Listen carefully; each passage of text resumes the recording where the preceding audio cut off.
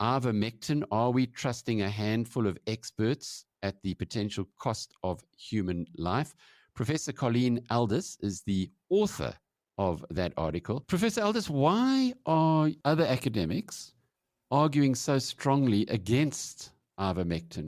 I think there's a lot of false information going around from both sides. We had people last week saying that it caused liver damage, and I was able to debunk that in the press as well. You said that there was evidence that it does help, but why has it got such a bad press then on the one hand, and I suppose many people who believe very strongly in it? I actually cannot fathom what's happening. I'd like to believe that it's just the fact that clinical scientists are thought caged into thinking the only research that holds is a randomized control trial. As a natural scientist, I believe we have to look at all the evidence, look at the safety issues, look at mechanisms of action, look at the whole package. Ivermectin went through its randomized control trials in the last century. Why do we need to do that again? And a pandemic moves a lot faster than trials can move, and people die before we can get trials going. But there are lots of doctors on the ground, frontline doctors, who've had very good results in the last 6 months, treating through the end of the second wave and now the third wave, where they've used ivermectin in their regimen and they've had very good results.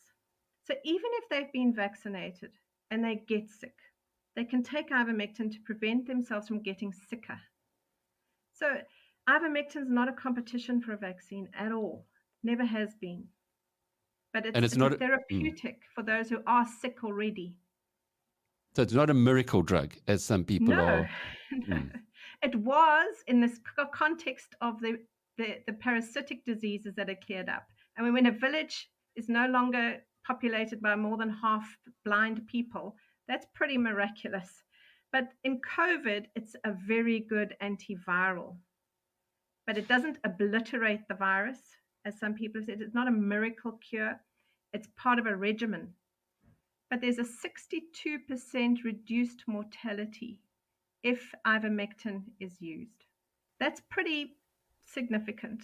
I think, and population studies have shown that as soon as ivermectin is given out at population level, the waves drop a lot more sharply than in other areas where there's a natural drop, because waves do drop.